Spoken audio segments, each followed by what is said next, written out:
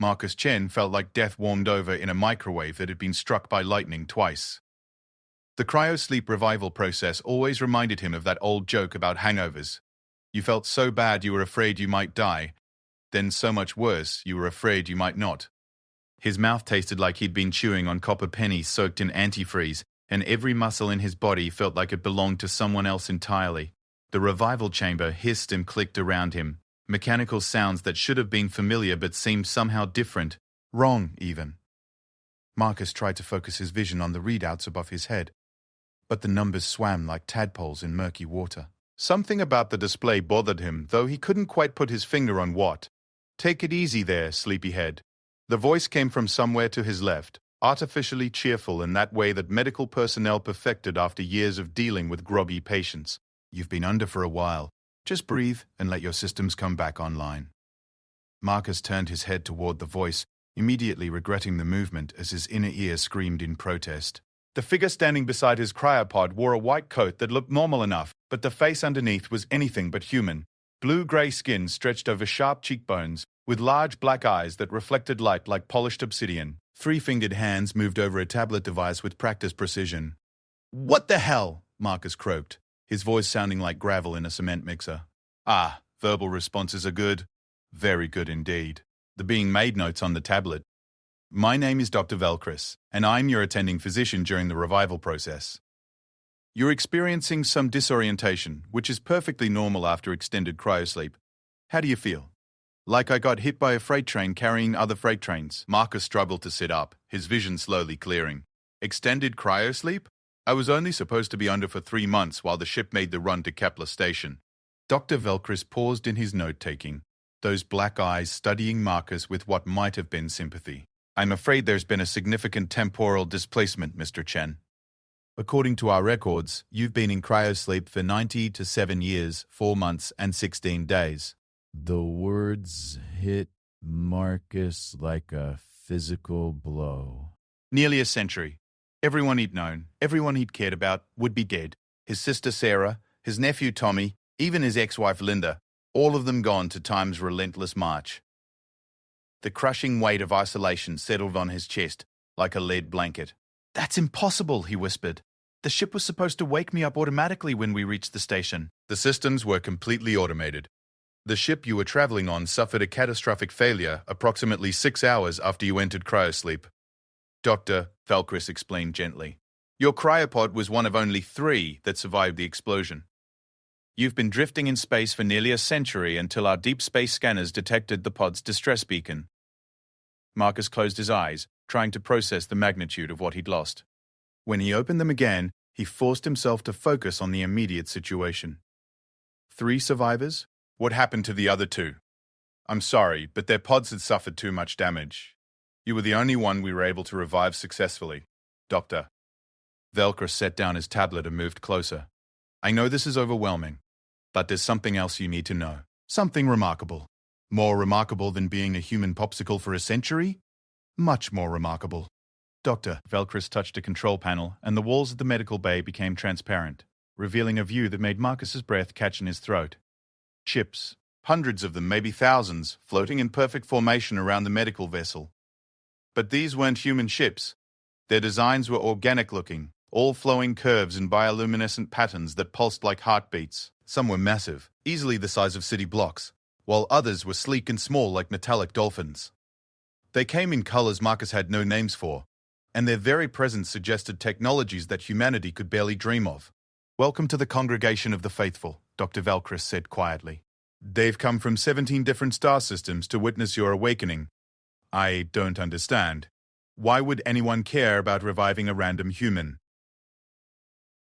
"Doctor." Velcris picked up his tablet again, calling up a holographic display that showed what looked like a piece of space junk, twisted metal and crystalline components fused together in a seemingly random pattern. "Do you recognize this device?" Marcus squinted at the hologram, something nagging at the back of his mind. The crystal formations looked familiar, and that twisted bit of metal on the left side had an unusual spiral pattern. "Maybe?" "It looks like some kind of sensor array, but the design is all wrong. Like someone tried to build human tech with alien components. This device was found clutched in your hand when we recovered your cryopod. According to our analysis, you performed repairs on it shortly before entering cryosleep. Very crude repairs by our standards, but effective nonetheless. I remember that thing, Marcus said slowly. The memory was fuzzy, like trying to recall a dream. I found it in the cargo bay during my final systems check. Thought it was just some weird art project one of the passengers brought aboard. It was sparking and making noise, so I did a quick patch job on it. Took maybe 5 minutes. Dr. Velcris manipulated the holographic display, showing the device from multiple angles. This is a Thari communication relay. The Thari are a peaceful species from the Andromeda sector, known for their advanced technology, but unfortunately poor mechanical skills. This particular relay was carrying a distress signal from their homeworld. A plague had struck their population, and they needed immediate medical assistance. Okay, but what does that have to do with me? The relay had been damaged during transport and was non-functional when it reached this galaxy. Without your repairs, the distress signal would never have been transmitted. The medical aid would never have arrived. Dr. Velcris paused, letting the implications sink in. Your 5-minute repair job saved the entire Thari species from extinction. Marcus stared at the hologram, his mind struggling to process what he was hearing. That's impossible! It was just some crossed wires and a loose connection. Basic electronics. The Thari have no concept of basic electronics as humans understand them.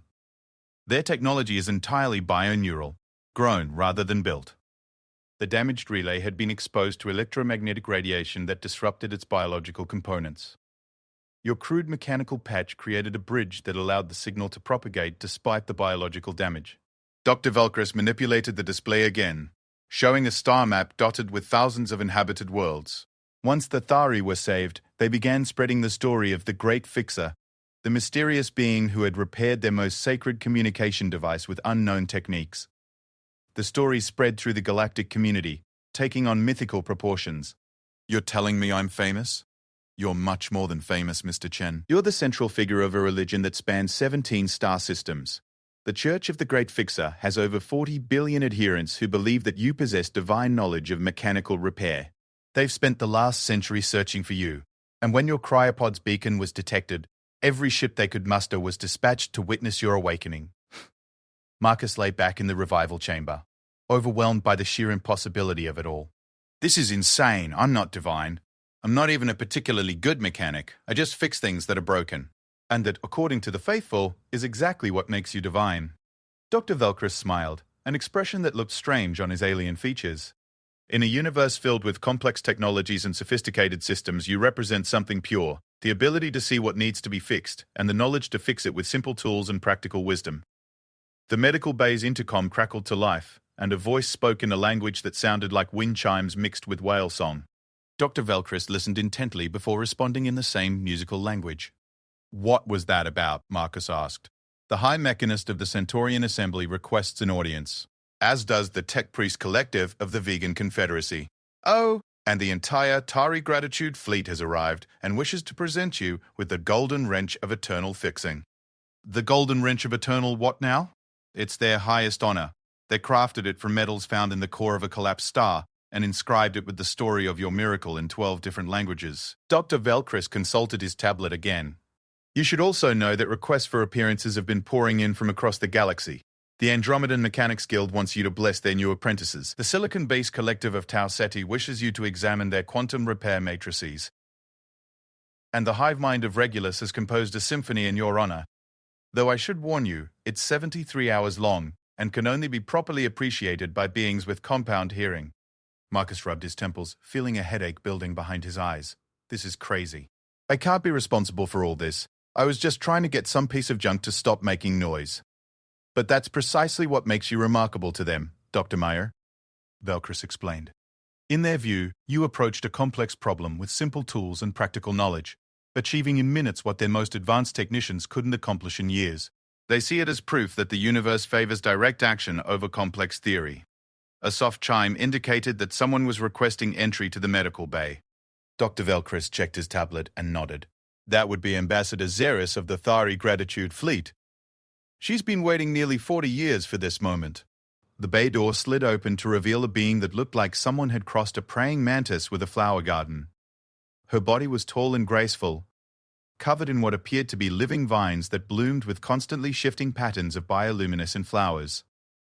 Her movements were precise and deliberate, and when she spoke, Her voice was like a gentle breeze through leaves. "Great fixer," she said, performing what was clearly a formal bow. "I am Ambassador Xeris, first voice of the saved. On behalf of all Thari, past and future, I offer you our eternal gratitude for the miracle you performed." Marcus looked helplessly at Dr. Velcris, who nodded encouragingly. Hello, Ambassador. I'm glad I could help, but I really didn't know what I was doing." "Your humility only confirms your greatness," Ambassador Xeris replied. "The wisdom to fix without claiming credit, the power to heal without demanding recognition. These are the qualities that mark you as chosen by the universal mechanism itself." The ambassador reached into a fold of her living garment and produced a device that looked like a cross between a smartphone and a flower. As she touched its surface, holographic images began to play in the air above it, images of vast cities with flowing, organic architecture, of Thari children playing in gardens that sparkled with engineered starlight, of massive ships designed like living trees sailing between the stars. "This is Tharivel, our homeworld as it appears today," she explained. "The plague that would have destroyed us has been eliminated. Our population has grown from 3 million survivors to over 8 billion, and our technology has advanced beyond our ancestors' wildest dreams. All because you took 5 minutes to fix a broken device." Marcus watched the holographic display, seeing the obvious prosperity and joy of the Thari civilization. Families gathered in beautiful gardens, artists created sculptures that seemed to grow from the ground itself, and scientists worked with technologies that looked like they belonged in paradise rather than a laboratory. "It's beautiful," he said quietly. "I'm glad you survived. We did more than survive, we thrived. And we made sure your story was told across the galaxy." Ambassador Xeris touched the device again, and the images changed to show other species, other worlds. "The crystalline collective of Alpha Centauri heard your story and developed new repair techniques based on human mechanical principles. The gaseous philosophers of the nebula clouds incorporated your teachings into their meditative practices.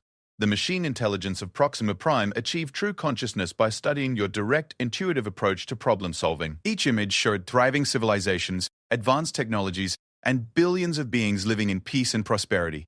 The common thread connecting them all was the story of a human mechanic who had fixed a broken device with simple tools and practical knowledge." "This can't all be connected to what I did," Marcus protested. "It was just a minor repair." "The great fixer speaks truth while denying it," Ambassador Xeris said, with what Marcus was beginning to recognize as reverence. "You demonstrate the principle of humble effectiveness, the power to change everything while claiming to change nothing." Dr. Velcris cleared his throat diplomatically. "Perhaps we should allow Mr. Chen some time to process this information before the formal audiences begin. He's still recovering from the revival process." Of course, Ambassador Xeris agreed immediately. "The great fixer must restore his strength.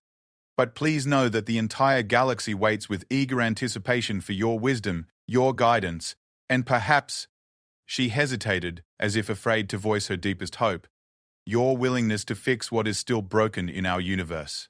After the ambassador left, Marcus lay in the revival chamber staring at the ceiling, trying to wrap his mind around what he'd learned. A century had passed. Everyone he'd known was dead.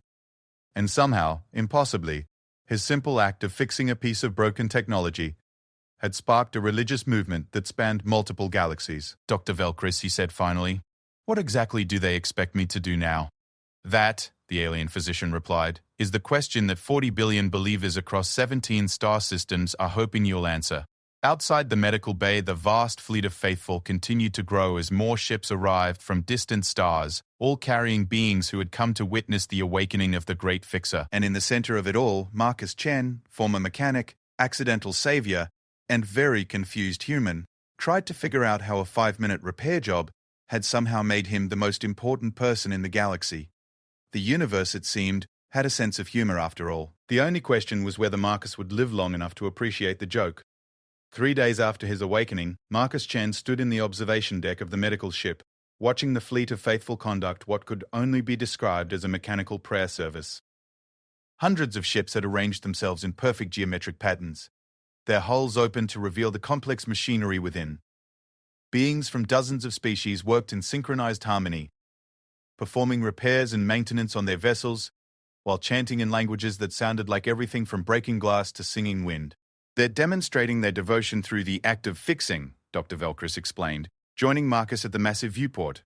Each repair is dedicated to you. Each problem solved in your honor. It's the central ritual of the Church of the Great Fixer. Marcus watched a massive crystalline ship that looked like a floating cathedral made of living diamond. Inside its transparent hull, silicon-based beings moved with precise, deliberate motions, tending to machinery that resembled organ pipes made of solidified light. Their repairs created patterns of energy that pulsed through the ship's structure in rhythms that somehow reminded Marcus of breathing. "This is getting out of hand," Marcus muttered. "I can't be responsible for all this. What happens when they figure out I'm just a guy who knows how to read a repair manual?" "I don't think you understand the scope of what you're dealing with, Dr. Cole," Velcris said gently. "Let me show you something." The alien physician activated a holographic display that filled half the observation deck. A three-dimensional map of the local galactic arm appeared, studded with thousands of stars and the web of shipping lanes that connected them. As Marcus watched, certain systems began to glow with soft golden light. "These are the worlds that have been directly affected by your repair of the Thari communication relay," Dr. Velcris explained. The medical knowledge shared to save the Thari was subsequently adapted to help 12 other species overcome similar biological crises. The gratitude trade agreements established afterward created the most prosperous economic zone in galactic history. More stars began to glow, creating an expanding network of light that spread across the map like the branches of a vast tree. The Thari shared your story with the Vegan Confederacy, who interpreted it as proof that simple solutions were often superior to complex ones. This led to the Great Simplification movement that revolutionized their technology and reduced their industrial accidents by 93%. The network of lights continued to grow, reaching into distant sectors of the galaxy. The gaseous philosophers incorporated your approach into their meditation practices, achieving levels of enlightenment that allowed them to solve the Andromedan territorial disputes without violence. The machine intelligence of Proxima Prime used your story as the basis for developing true artificial consciousness, which led to the first successful human-AI peace treaty in galactic history. By the time the display finished updating, nearly a quarter of the visible galaxy was glowing with the soft golden light of worlds touched by the ripple effects of Marcus's 5-minute repair job. 40 billion believers, Dr. Velcris said quietly, across 17 star systems. And they all trace their current prosperity, their peace, their technological advancement back to the moment you fixed the broken device. Marcus stared at the vast network of lights, feeling small and overwhelmed. "But I didn't mean for any of this to happen. I was just trying to stop an annoying noise. And that's precisely what makes you remarkable to them. You acted without thought of reward, without understanding of consequences, driven only by the simple human instinct to fix what was broken." Dr. Velcris manipulated the display, zooming in on one particular cluster of stars. "Would you like to see what they've built in your honor?" The display showed a massive space station unlike anything Marcus had ever imagined. It looked like someone had taken a cathedral, a workshop, and a university, then scaled them up to the size of a small moon and fused them together with technology that bordered on magic. Streams of ships moved in and out of docking bays that could accommodate vessels the size of skyscrapers, while energy patterns flowed across the station's hull like aurora made solid. "The temple workshop of the Great Fixer, Dr. God," Velcris announced. "Built over the last 30 years by joint effort of 14 different species, it serves as a pilgrimage site, a technical college, and a repository for every piece of mechanical knowledge in the known galaxy. Millions of beings travel here each year to study the sacred arts of repair." Marcus watched the streams of ships approaching the massive station, each one carrying pilgrims who believed he possessed some kind of divine mechanical wisdom. The weight of their faith pressed down on him like a physical force. "What do they expect me to do there?" he asked. "Teach. Guide. Share your wisdom with those who seek to follow in your footsteps." Dr. Velcris paused the display. "The High Mechanist has prepared the cathedral of tools for your arrival. Every species in the galaxy has contributed their finest instruments and most complex machinery for you to examine and, hopefully, bless with your touch." The intercom crackled to life, announcing the arrival of another delegation. Marcus had been fielding visits from alien dignitaries for 3 days straight, each one more bizarre than the last. Yesterday, he'd met with the Hive Queen of the Insectoid Collective, who had presented him with a wrench made from the crystallized tears of a grateful asteroid miner. This morning, a delegation from the Plasma Federation had arrived with a broken fusion reactor that they wanted him to repair as a demonstration of his divine abilities. "I can't keep doing this," Marcus said. "These people need to understand that I'm not some kind of mechanical messiah. I'm just a guy who got lucky with a broken piece of alien tech." Perhaps you should tell them that yourself, Doctor, Velcris suggested. The High Council of Believers has requested a formal audience this afternoon. Representatives from all 17 star systems will be present. It would be an opportunity to address their expectations directly. Marcus nodded, though the thought of facing hundreds of alien religious leaders made his stomach churn. Set it up. Maybe if I explain the truth about what happened, they'll realize I'm not who they think I am. The High Council convened in the main conference chamber of the medical ship, which had been hastily reconfigured to accommodate the diverse physiological needs of 17 different species. Marcus stood on a central platform, surrounded by beings that represented the full spectrum of galactic biodiversity. To his left sat the crystalline representatives of the Silicon Collective, their bodies refracting light into complex patterns that served as their form of communication. Behind them, the gaseous forms of the nebula philosophers drifted in containment fields, their thoughts expressed through controlled auroras that danced within their transparent bodies. The Insectoid Collective had sent a delegation of their finest engineers, each one the size of a small horse and bristling with natural tools that put any human workshop to shame. The machine intelligence of Proxima Prime was represented by an elegant android that seemed to be constructed from liquid mercury and starlight.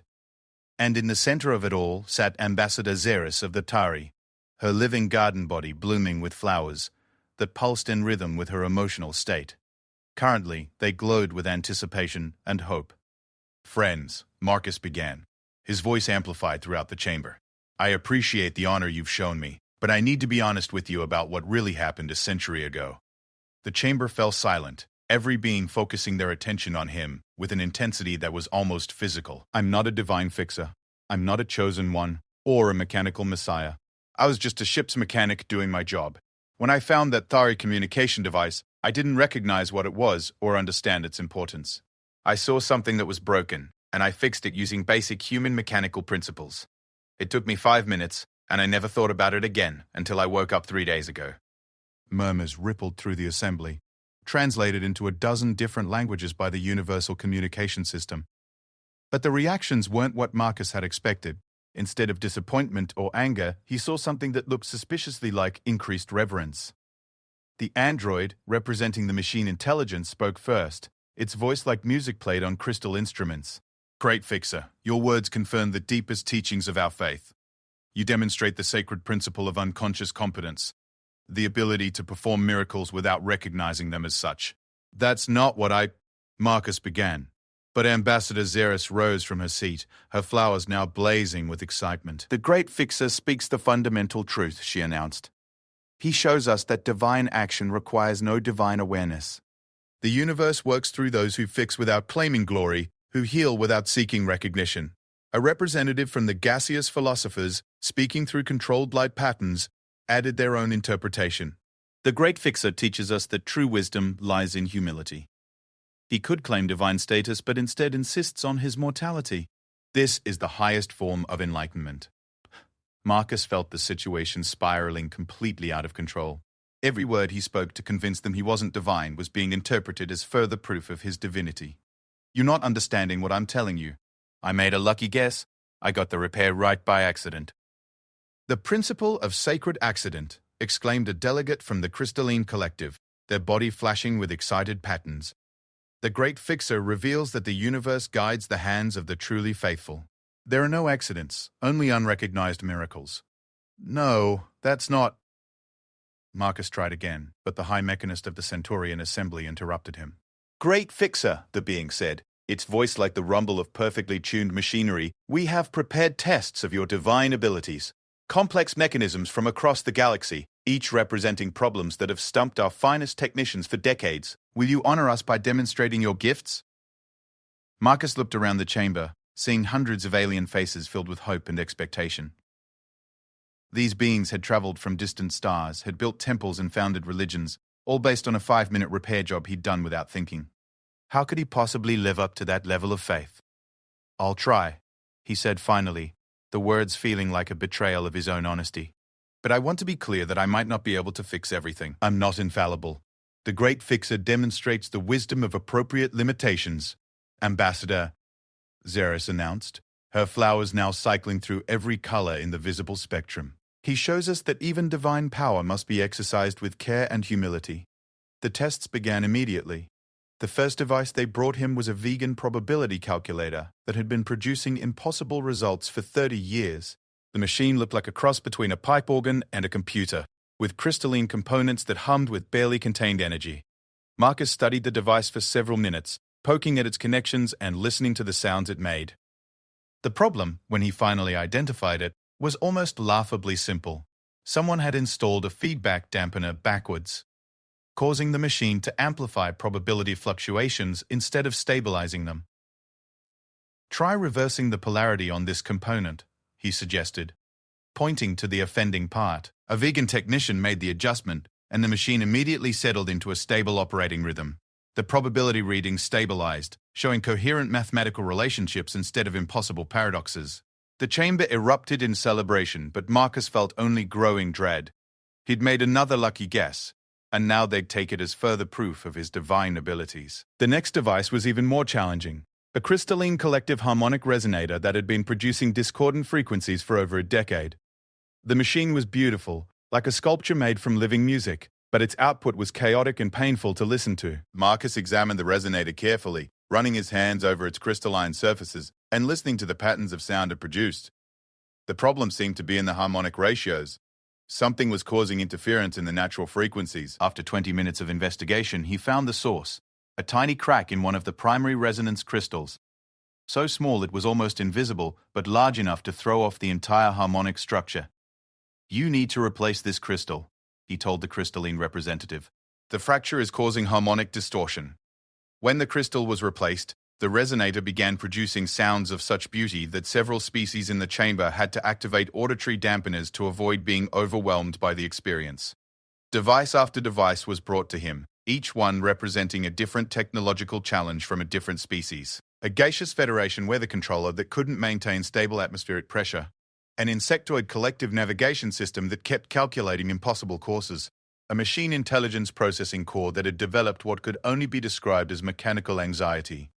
And somehow, impossibly, Marcus managed to find solutions to each problem. Not through any divine insight or mystical knowledge, but through the same basic mechanical intuition that had guided him throughout his career as a ship's mechanic. He looked for patterns, listened for unusual sounds, checked connections, and applied the fundamental principle that most problems had simple solutions if you knew where to look. But the more problems he solved, the more convinced the assembly became that they were witnessing divine intervention. Each successful repair was greeted with greater celebration. Each explanation he offered was interpreted as a teaching from their mechanical messiah.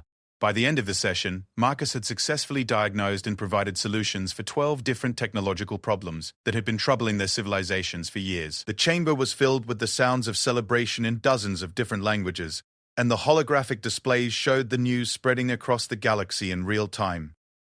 "The Great Fixer has spoken," Ambassador Xeris announced, her flowers now blazing like tiny stars. "He has demonstrated the sacred arts before witnesses from across the galaxy. Let all beings know that the prophecies are fulfilled." As the delegates filed out of the chamber, chattering excitedly about what they'd witnessed, Dr. Velcris approached Marcus with what might have been sympathy. "How do you feel?" the alien physician asked. Marcus slumped in his chair, emotionally and mentally exhausted. "Like I've just made the biggest mistake of my life." "They're more convinced than ever that I'm some kind of divine being. What happens when I encounter a problem I can't solve?" "Perhaps, Doctor," Velcris suggested gently, "you should stop thinking of yourself as a fraud and start considering the possibility that you really do have a gift. I'm a mechanic, not a miracle worker. And yet you've just solved 12 problems that stumped some of the most advanced civilizations in the galaxy. Each solution was elegant, practical, and completely obvious once you explained it. That's not luck. That's expertise." Marcus looked out the viewport at the fleet of faithful ships, their hulls glowing with the light of their ongoing repair rituals. Thousands of beings who believed he possessed divine wisdom, who had built their lives and civilizations around the story of his accidental miracle. "What am I supposed to do with all this?" he asked. "What you've always done, Dr. D," Velcris replied. "Fix what's broken. The only difference now is that the galaxy is watching." Outside, the repair rituals continued, and new ships arrived every hour, carrying more pilgrims who had traveled across the stars for the chance to witness the Great Fixer in person. And in the center of it all, Marcus Chen sat alone with the weight of 40 billion believers pressing down on his shoulders. wondering if it was possible to fix a mistake so big that it had become its own kind of truth. The universe, he was beginning to realize, had a way of making its own rules. And whether he liked it or not, he was apparently one of them now. The temple workshop of the Great Fixer hung in space like a mechanical dream made manifest. As Marcus's transport approached the massive station, he could see the impossible scope of what had been built in his honor. The structure was larger than most cities, its hull covered in docking bays, repair facilities and workshops that glowed with the light of 1,000 different technologies. Streams of ships flowed in and out like blood vessels feeding some vast mechanical organism. Magnificent, isn't it? Ambassador Xeris said, her flower petals shifting to deep blues and purples that Marcus had learned indicated profound emotion. 30 years of construction, with materials and knowledge contributed from every corner of the galaxy. All in tribute to the 5 minutes you spent fixing our communication relay. Marcus stared at the station through the transport's viewport, feeling the familiar weight of responsibility settling on his shoulders like a lead cloak. I still can't believe all this exists because of something I barely remember doing. The temple houses the most comprehensive collection of mechanical knowledge in galactic history, Ambassador Xeris continued. Every repair technique, every diagnostic procedure, every tool design ever conceived by any species. They've created a living monument to the principle you represent. The idea that any problem can be solved if you understand it well enough and have the right tools.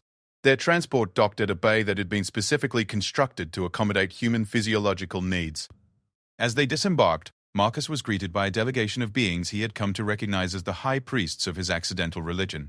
The high mechanist of the Centaurian Assembly stood at the center of the group, its massive frame clothed in robes that seemed to be woven from fiber-optic cables and precision instruments. Great Fixer, the high mechanist rumbled, its voice like the sound of perfectly calibrated machinery. Welcome to the temple workshop. We have prepared the sacred chambers for your visit, and the faithful await your guidance. Marcus nodded, trying to project more confidence than he felt. I'm honored by what you've built here, though I hope you understand that I'm still learning about all this myself. Your humility illuminates the path of wisdom, replied a priest from the Silicon Collective, its crystalline body chiming softly. We seek not commands but inspiration, not answers but better questions to ask. They were led through corridors that defied easy description. The walls were alive with holographic displays showing mechanical diagrams, repair sequences, and technological innovations from hundreds of different species. Workshops lined the passages, each one dedicated to the maintenance and creation of specific types of technology.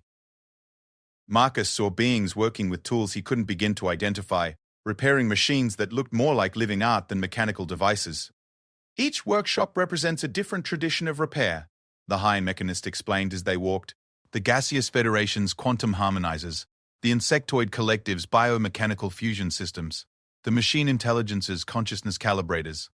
All techniques developed or refined based on the fundamental principles you demonstrated. They paused at an observation window overlooking a vast chamber where dozens of species worked together on a project that took Marcus's breath away. It was a ship, but unlike any vessel he'd ever seen. The whole seemed to flow like liquid metal, incorporating design elements from every major civilization in the galaxy. Crystalline components provided structure and processing power, while organic sections pulsed with bio-neural networks. Human-style mechanical systems served as the backbone, providing the practical foundation that held everything else together. The Unity ship, Ambassador Xeris explained. A collaborative project involving all member species of the Church. They're building it using repair and construction techniques inspired by your approach. Practical solutions that bring different technologies together rather than forcing them to compete. Marcus watched the construction, amazed by the seamless cooperation between species that probably had little else in common. What's it for? Exploration, the High Mechanist replied. The galaxy is vast, and there are still regions that remain unmapped. Species that have yet to be contacted. The Unity ship will carry the message of the Great Fixer to distant stars, the idea that problems have solutions, that broken things can be fixed, that cooperation is more effective than conflict. They continued through the station, visiting workshops and laboratories that showcased technologies Marcus could barely comprehend. In one chamber, vegan scientists had developed probability engines that could predict mechanical failures before they occurred. Another section housed crystalline collective artists who created sculptures that were also functional machines, their beauty inseparable from their utility. But it was the central chamber, the cathedral of tools, that truly overwhelmed him. The space was enormous, its ceiling lost in shadows that seemed to stretch to infinity. The walls were lined with alcoves containing every tool ever designed by any species in the galaxy, from simple human wrenches and screwdrivers to incomprehensible devices that seemed to bend space and time around themselves. In the center of the cathedral stood an altar that was also a workbench, surrounded by the most complex array of diagnostic equipment Marcus had ever seen. Holographic displays showed the internal structure of machines in perfect detail, while sensors could analyze materials down to the subatomic level. It was a shrine to the art of repair, a temple dedicated to the sacred act of fixing what was broken. "This is where we hope you will work," the High Mechanist said reverently. "The Chamber of Solutions, where the Great Fixer will demonstrate the sacred arts for all to witness and learn." Marcus approached the altar workbench, running his hands over its surface. The metal was warm to the touch, inlaid with patterns that seemed to shift and flow when he wasn't looking directly at them. "You want me to perform public repairs, like some kind of mechanical performance art?" "We want you to teach," Ambassador Xeris corrected gently. "The galaxy is filled with problems that need solving, broken systems that need fixing. Your approach, practical, intuitive, focused on understanding rather than theory, has inspired entire civilizations. Imagine what you could accomplish if you shared that knowledge directly." Before Marcus could respond, an alarm sounded throughout the station. The holographic displays around the cathedral changed from diagnostic readouts to emergency alerts, showing data streams that flowed too fast for human eyes to follow. "What's happening?" Marcus asked. The High Mechanist consulted a device that looked like a cross between a smartphone and a tuning fork. "Emergency transmission from the Outer Rim. The colony ship Aspiration is experiencing critical system failures. They're requesting immediate assistance from the Great Fixer." Marcus felt his stomach drop. "A whole ship? With how many people aboard?" 40,000 colonists, Ambassador Xeris replied, her flowers shifting to urgent reds and oranges. "They're 3 weeks away from their destination planet when multiple systems began failing simultaneously. Life support is stable for now, but their navigation and propulsion systems are completely offline." The main display zoomed in on a section of space at the galaxy's edge, showing the position of the stranded colony ship. It was surrounded by empty space, too far from any inhabited system for conventional rescue operations. "They've been drifting for 6 days," the High Mechanist continued. "Their own engineers can't identify the problem, and they don't have the resources to manufacture replacement components, even if they could diagnose the failures." Marcus stared at the display, feeling the weight of 40,000 lives pressing down on him. This wasn't a broken communication device or a malfunctioning probability calculator. This was a life-or-death situation where his supposed divine abilities would be put to the ultimate test. "Can we get there?" he asked. "The fastest ship in the fleet could reach them in 4 days," Ambassador Xeris replied. "But Great Fixer, the distance involved means you would be working without support, without backup equipment. If you cannot solve their problems." She didn't need to finish the sentence. 40,000 people would die, and the galaxy would learn that their mechanical messiah was just a human who'd gotten lucky a few times. "I have to try," Marcus said, the words coming out before he'd consciously made the decision. "If there's even a chance I can help them, I can't just stand here." The High Mechanist's massive frame straightened with what looked like pride. "The Great Fixer demonstrates the sacred principle of necessary action. We will prepare the fastest vessel immediately." The next few hours blurred together in a frenzy of preparation. Marcus found himself aboard a ship that looked like it had been designed by a committee of the galaxy's most advanced engineers, which, it turned out, was exactly what had happened. The vessel incorporated FTL technology from the Vegan Confederacy, navigation systems from the Machine Intelligence, and life support that had been grown rather than built by the Gaseous Federation. But at its core, the ship's systems were elegantly simple, designed around human mechanical principles that Marcus could understand and work with. The faithful had learned his first lesson well. The complex problems often required simple solutions. The journey to the stranded colony ship gave Marcus time to study the technical readouts they'd received from Aspiration's distress signals. The patterns of failure were strange and inconsistent, as if multiple unrelated systems had begun breaking down simultaneously. Navigation computers were producing impossible calculations, the fusion reactor was cycling erratically, and the life support systems were consuming resources at twice their normal rate. "It doesn't make sense," Marcus muttered, studying the data for the 100th time. "These systems don't interact with each other directly. There's no single point of failure that could cause this kind of cascade breakdown. Ambassador Zaris, who had insisted on accompanying him despite the risks, looked up from her own analysis. Perhaps that is precisely why they need the Great Fixer. A problem that defies conventional understanding requires unconventional wisdom. Quote, when they finally arrived at Aspiration's coordinates, Marcus got his first look at the massive colony ship through the viewport. The vessel was enormous, designed to carry 40,000 people across interstellar distances in relative comfort. But even from a distance, Marcus could see that something was wrong. The ship's running lights were flickering erratically, and its hull showed signs of stress that suggested serious internal problems. They docked with Aspiration at an emergency airlock, and Marcus was immediately greeted by Captain Sarah Winters, a woman who looked like she hadn't slept in a week. Her uniform was rumpled, her hair disheveled, and her eyes held the desperate hope of someone who had exhausted every other option. "Thank God you're here," she said, grabbing Marcus's hand with both of hers. "I don't know if you're really some kind of mechanical miracle worker, but you're our only hope right now." Marcus followed Captain Winters through corridors filled with worried colonists and stressed crew members. The ship's condition was worse than the reports had suggested. Lights flickered constantly. The air recycling systems produced an ominous humming noise, and the floor vibrated with irregular rhythms that suggested major mechanical problems. "It started 6 days ago," Captain Winters explained as they walked. First, the navigation computer began producing impossible course corrections. Then the reactor started cycling unpredictably. Within 12 hours, every major system on the ship was malfunctioning in different ways. They arrived at the main engineering section, where Marcus was introduced to Chief Engineer Rodriguez and his team.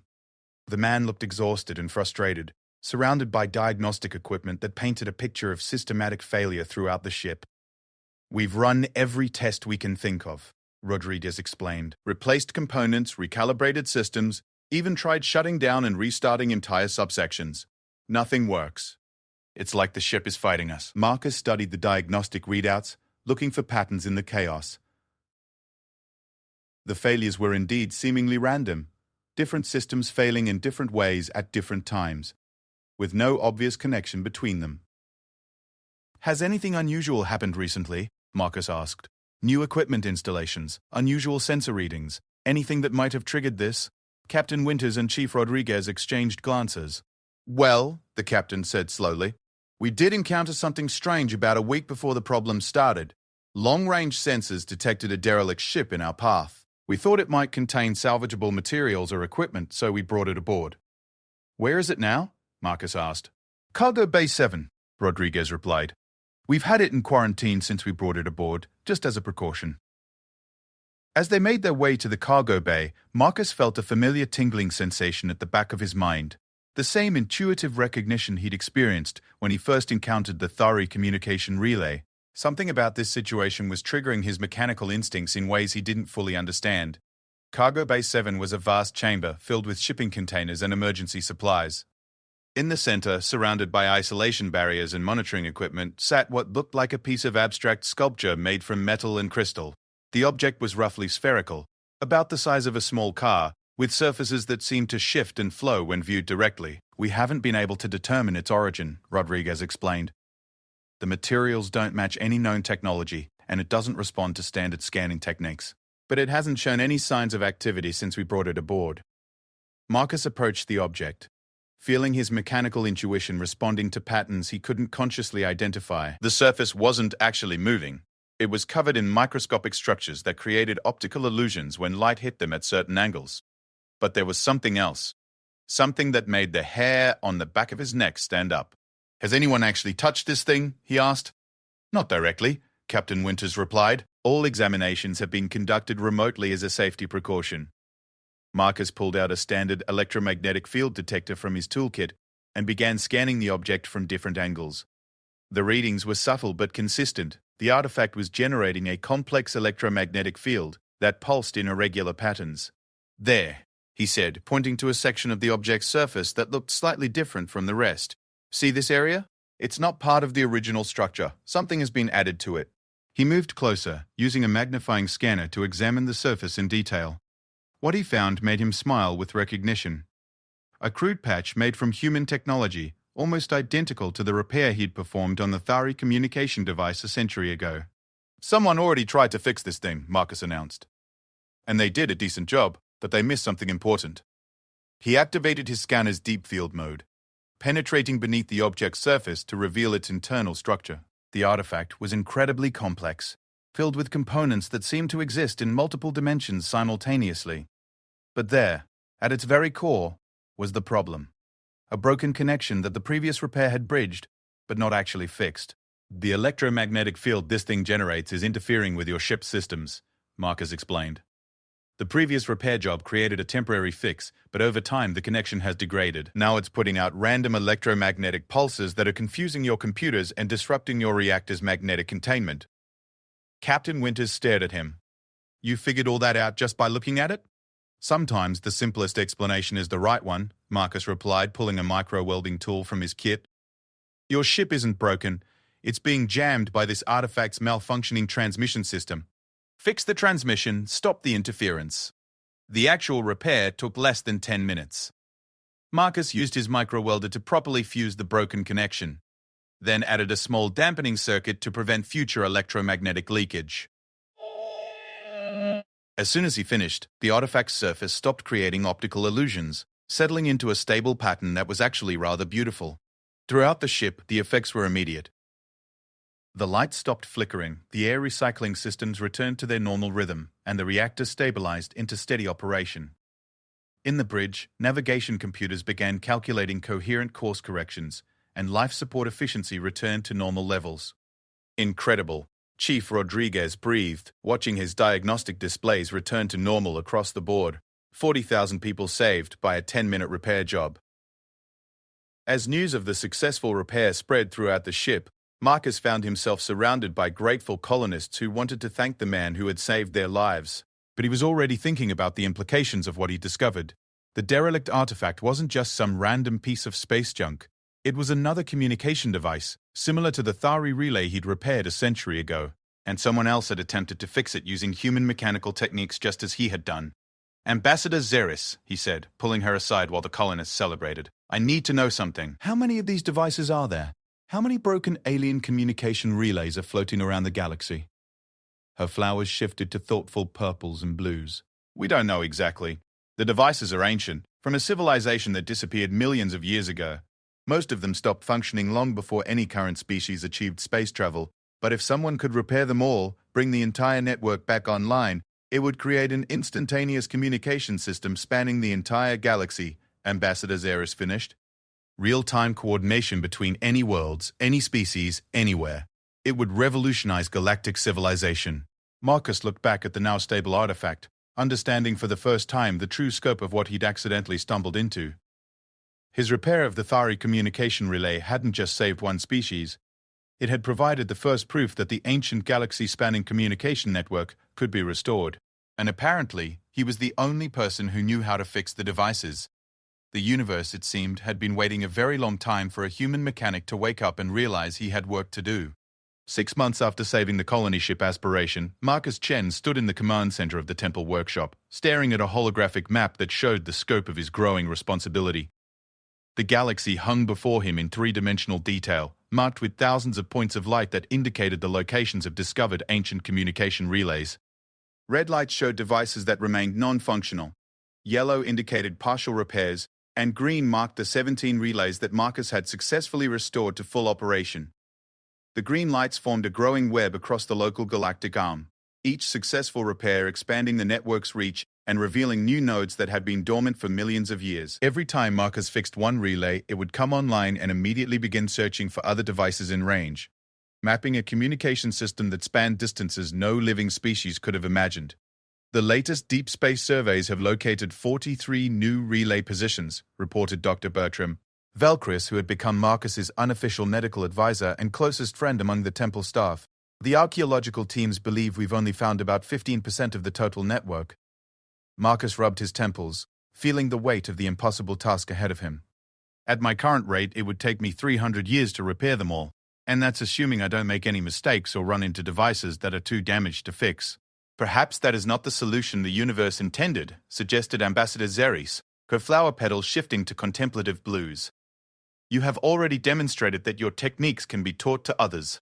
The repair priests you've trained have successfully restored 12 minor relay nodes. It was true. Over the past months, Marcus had been working with teams of engineers and technicians from different species, teaching them the fundamental principles of human mechanical repair. The approach was simple in concept but difficult in practice. Ignore the complex theory behind how something was supposed to work, and focus instead on understanding what was actually happening inside the broken device. But the ancient relay network presented challenges that went far beyond normal mechanical repair. Each device was unique, incorporating technologies that had been adapted and modified by whatever species had originally used them. Some relays had been damaged by cosmic radiation, others by meteor impacts or the simple passage of time. A few showed signs of deliberate sabotage, as if someone had tried to shut down the network permanently. The Crystalline Collective has completed their analysis of the relay we discovered in the Vega system, announced High Mechanist Torvin, his massive frame entering the command center with careful, deliberate steps. The damage patterns suggest it was struck by weapons fire from multiple directions. Someone fought a battle specifically to destroy that particular node. Marcus studied the tactical display that appeared above the central holo projector.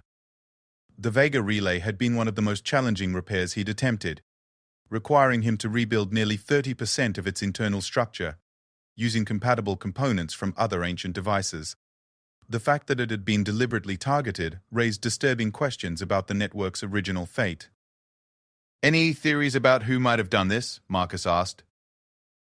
"The weapon signatures don't match any known technology," High Mechanist Torvin replied, "but the targeting was extremely precise.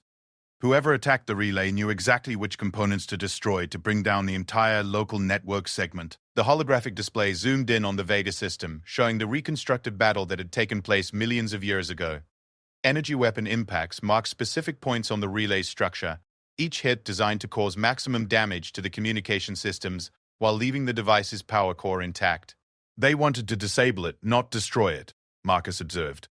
"If they'd wanted to eliminate the relay entirely, they would have targeted the power core. This looks like they were trying to shut down communications without making the damage irreparable." A civil war, perhaps, suggested Dr. Mendel. Dulcris. Two factions of the same species fighting over control of the network. Or an invasion, Ambassador Xeris added, her flowers darkening to worried purples. An outside force trying to prevent the network's builders from calling for help. Marcus studied the weapon impact patterns, applying the same intuitive analysis he used for mechanical problems. The attack had been methodical and precise, carried out by beings who understood the relay technology intimately. But there was something else, a pattern in the damage that suggested desperation rather than calculated strategy. "I think they were trying to hide," he said finally. "Look at the targeting pattern. They didn't just disable communications, they made sure the relay couldn't be easily detected by long-range scans. Someone was running from something, and they sacrificed their communication network to avoid being found." The implications hung heavy in the command center's recycled air. The ancient relay network had been built by a species advanced enough to create instantaneous communication across galactic distances. But something had frightened them so badly that they deliberately sabotaged their own greatest achievement. "The question," High Mechanist Torvin rumbled, "is whether that something is still out there." Before anyone could respond to that disturbing thought, the command center's communication systems activated with an incoming priority message. The main display shifted to show Captain Winters from the colony ship Aspiration, her image transmitted through the growing relay network at faster-than-light speeds. "Marcus, we've got a problem," she said without preamble. "Our long-range sensors have detected something approaching the Kepler sector. It's massive, and it's moving too fast to be natural." The tactical display updated to show the new contact, a structure that dwarfed even the largest known ships, traveling through space at velocities that should have been impossible for anything with mass. Its trajectory would take it directly through the heart of the relay network that Marcus had been restoring. "How big are we talking?" Marcus asked. "Preliminary scans suggest it's approximately 800 kilometers in length," Captain Winters replied. "But the really disturbing part is what our communications people discovered. It's transmitting signals on the same frequencies used by the ancient relay network." Marcus felt a chill run down his spine. "What kind of signals? We can't decode them yet, but the transmission pattern is identical to the network protocols we've been studying. Marcus, I think something is trying to communicate with the relays you've been repairing." The holographic display updated to show the mysterious object's trajectory in detail. It was indeed heading directly for the largest cluster of restored relays, moving with purpose and determination that suggested intelligence behind its course. How long until it reaches the Kepler sector? Marcus asked. At current velocity, approximately 72 hours, Captain Winters replied. We've dispatched every available ship to intercept, but honestly, if this thing is hostile, our entire fleet wouldn't be more than a minor inconvenience. Marcus studied the tactical situation, his mind racing through possibilities and contingencies. Whatever was approaching represented either first contact with the relay network's original builders or an encounter with whatever had driven them into hiding millions of years ago. Either way, humanity and its galactic allies were about to face something completely beyond their experience. I need to be there, Marcus decided. If this thing is connected to the relay network, I might be the only person who can communicate with it. Great fixer, Ambassador Xeris said urgently, her flowers cycling through rapid color changes. The risks are enormous. We don't know if this entity is friend or enemy. That's exactly why I need to be there, Marcus replied. The relay network is my responsibility now. If I've accidentally summoned something dangerous by repairing those devices, then I'm the one who needs to face the consequences. Pi Mechanist Torvin stepped forward, his mechanical voice carrying uncharacteristic emotion. The Great Fixer demonstrates the sacred principle of necessary courage. We will prepare the fastest ship in the fleet. The journey to the Kepler sector took 36 hours aboard a vessel that incorporated the most advanced propulsion technology the Galactic Alliance could provide. Marcus spent most of the trip studying everything they knew about the ancient relay network, looking for clues about its builders and what might have happened to them. The archaeological data painted a picture of a civilization that had been incredibly advanced but also deeply paranoid. The relays themselves were marvels of engineering, incorporating backup systems and security protocols that suggested their builders had been preparing for some kind of catastrophic failure. But there were no records of the species themselves. No artifacts beyond the communication devices, no indication of what they looked like or where they had gone. As they approached the Kepler sector, Marcus got his first clear view of the approaching object through the ship's long-range sensors. It was unlike anything he'd ever imagined, a structure that seemed to be part spaceship, part city, and part something else entirely. Its hull was covered in formations that looked like crystalline growths, but they pulsed with energy patterns that suggested sophisticated technology. It's beautiful, Ambassador Xeris breathed, her flowers shifting to odd golds and silvers, but also terrifying in its scale. The Galactic Alliance fleet had taken position around the largest relay cluster, their ships looking like toys in comparison to the approaching Leviathan. As Marcus watched, the massive entity began to slow its approach, energy discharges playing across its hull in patterns that resembled aurora displays. It's responding to our presence, reported the ship's communication officer. Signal strength is increasing, and the transmission patterns are becoming more complex. Marcus activated the ship's interface to the relay network, feeling the familiar sensation of connecting to the ancient communication grid. As soon as the link was established, the approaching entity's transmissions came through with crystal clarity, not as words or images, but as direct understanding that bypassed language entirely. Greetings, Network Repair Unit, the presence communicated, its thoughts carrying undertones of vast age and deep sadness. We have monitored your restoration efforts with great interest. You have exceeded original performance parameters by factors that suggest evolutionary advancement in repair capabilities. Marcus took a deep breath, realizing he was about to make first contact with a species that had been waiting millions of years for someone to fix their broken communication system. Hello, he replied through the network interface. I'm Marcus Chen, and I've been working to restore your communication relays. Are you their original builders? Negative. We are the shepherds, assigned to maintain and protect the network following the departure of its creators. We have waited in the deep dark since the Great Silence began, monitoring for signs that the network might function again. Images flowed through the connection, vast cities that floated in space, beings of pure energy tending to technologies that blended physics and art into seamless unity, and then darkness as something terrible approached from the void between galaxies. The builders detected the approach of the devourers. The shepherd entity continued. Entities that consume information itself, unmaking the patterns that create consciousness and civilization. The network was deliberately damaged to prevent the devourers from using it to locate inhabited worlds. Marcus felt the scope of the ancient tragedy washing over him. An entire galactic civilization had sacrificed their greatest achievement to hide from something that fed on the very concept of organized thought. Are the devourers still a threat? He asked. Unknown. The builders departed for distant galaxies, seeking to draw the devourers away from inhabited space. We remained to guard the silent network, and wait for evidence that the threat had passed. Your repairs suggest that galactic civilization has advanced sufficiently to warrant restoration of full communication capabilities. The massive Shepherd vessel was now close enough for detailed scanning, and Marcus could see that it was less a ship than a living archive, a repository of all the knowledge and technology the network's builders had left behind. Its crystalline formations were actually storage matrices containing millions of years of accumulated wisdom about engineering, physics, and the fundamental nature of reality itself. We can teach you to repair the remaining network nodes, the Shepherd offered. The knowledge you have demonstrated suggests your species possesses the intuitive understanding necessary to maintain the system effectively, but the choice of whether to complete the restoration must be yours. Marcus understood the weight of the decision being placed before him.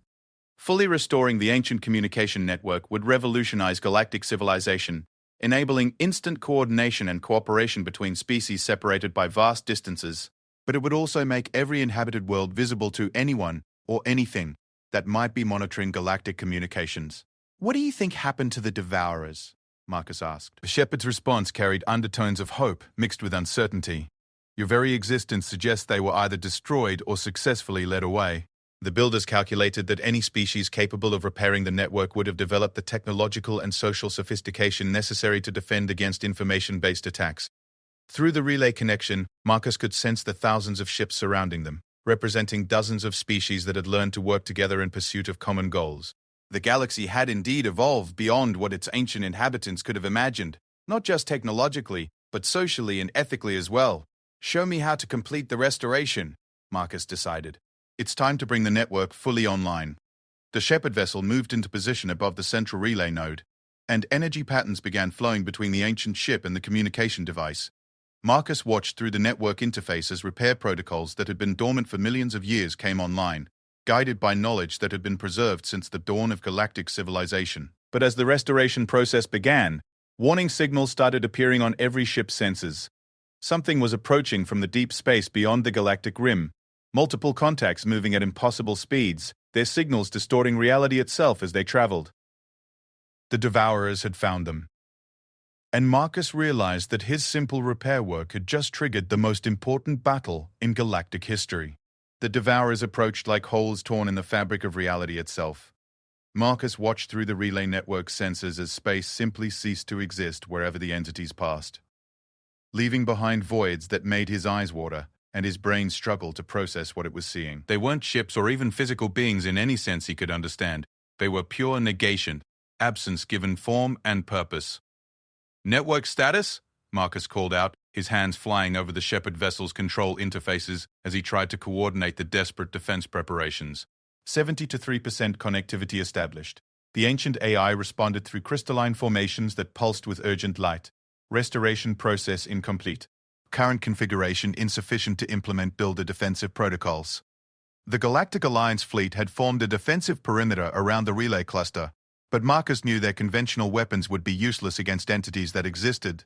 By unmaking the information patterns that held matter together, the Devourers consumed reality itself, breaking down the quantum relationships that allowed atoms to maintain coherent structures. "How long until full network restoration?" Marcus demanded, watching the approaching void entities with growing dread. "At current repair rate, approximately 4 hours, 17 minutes, the Shepherd AI calculated. Enemy contact in approximately 12 minutes. Marcus felt the cold mathematics of defeat settling over him like a shroud. There was no way to complete the network restoration before the Devourers arrived, and without the full system online, the builder's defensive protocols would remain inaccessible. 40 billion lives across 17 star systems would be consumed, their information patterns dissolved into cosmic static. Unless... "Ambassador Xeris," Marcus called through the communication link. "I need you to coordinate something for me. Every ship in the fleet, every species that's part of the Church, I need them to connect to the relay network simultaneously." "Great fixer," Ambassador Xeris replied, her flower petals shifting to confused purples. "The network can't support that many simultaneous connections without proper balancing protocols. The system will overload." "That's exactly what I'm counting on," Marcus said, pulling up diagnostic displays that showed the network's current power distribution. The builders designed these relays to handle massive information loads, but they also included emergency protocols for system overload conditions. "If I can trigger those protocols deliberately," he trailed off, his mind racing through the implications of what he was considering. The network's overload protection systems would automatically disconnect all non-essential nodes to preserve the core communication backbone. But if those disconnections happened while the restoration process was still running, the resulting power surge might be enough to complete the remaining repairs in minutes instead of hours. Marcus. Doctor. Velcris interrupted, his alien features tense with concern. The stress patterns you're describing would destroy most of the network nodes. Even if you successfully complete the restoration, you'd lose 80% of the communication grid. But the remaining 20% would be enough to activate the builder defenses, Marcus replied. It's better than losing everything to the Devourers. Through the network interface, Marcus could feel the massive Shepherd vessel's AI analyzing his proposal with computational power that dwarfed anything the current galactic civilizations could imagine. When the ancient system finally responded, its communication carried undertones of what could only be described as mechanical admiration. Repair Unit Chen demonstrates understanding of emergency maintenance protocols that exceed builder baseline parameters. Proposed solution carries 67% probability of successful defensive activation, 33% probability of total system failure. Those are better odds than we have now, Marcus said grimly, watching the Devourers continue their inexorable approach. Space around them rippled and distorted as reality itself recoiled from their presence. All ships. This is the Great Fixer. Marcus broadcast across the Allied fleet. I need every vessel to connect to the communication network simultaneously on my mark. This is going to overload the system deliberately, and the feedback might be dangerous to sensitive equipment. Marcus, Captain Winters' voice came through clearly. Are you sure about this? If the network fails completely, we'll lose our only chance to coordinate a defense. Trust me, Marcus replied, hoping he sounded more confident than he felt. Sometimes you have to break something worse before you can fix it properly. The fleet began connecting to the network one ship at a time, each new link adding to the growing strain on the ancient relay systems. Marcus monitored the power levels carefully, watching for the moment when the load would reach critical levels. The Devourers were now close enough that their reality distortion effects were beginning to interfere with local sensor readings. Network load at 85% capacity, the Shepherd AI reported. Overload protection protocols preparing to activate. Not yet, Marcus muttered, his hands hovering over the emergency activation controls. Come on. The last of the Alliance ships completed their network connections, and the power load spiked to dangerous levels. Across the relay cluster, ancient devices that had operated flawlessly for millions of years began to show signs of stress. Their crystalline components glowing with barely contained energy. Network load at 107% capacity, the AI announced with what sounded like mechanical concern. Automatic disconnection sequence initiating in 10 seconds. Now, Marcus shouted, triggering the restoration override just as the overload protocols activated. The effect was instantaneous and spectacular. Power surged through the network like liquid lightning, completing repair sequences that should have taken hours in the span of seconds. Ancient relay nodes that hadn't functioned since the dawn of galactic civilization suddenly blazed to life, their signals reaching across impossible distances to connect with devices that had been silent for eons. But the price was exactly what Dr. Velcris had predicted. As the power surge completed the restoration process, most of the network nodes overloaded and shut down to prevent permanent damage. Of the thousands of relays that had been part of the original network, only a few hundred remained online when the emergency protocols finished their protective disconnection sequence.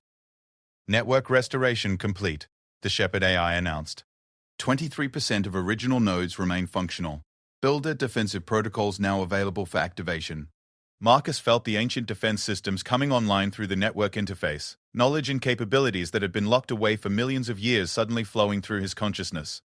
The builders hadn't just created a communication system, they designed it as the central nervous system for a galaxy-wide defense network that could coordinate responses to threats beyond the imagination of any single species. Defensive grid activation requires conscious authorization from qualified network repair unit, the AI continued.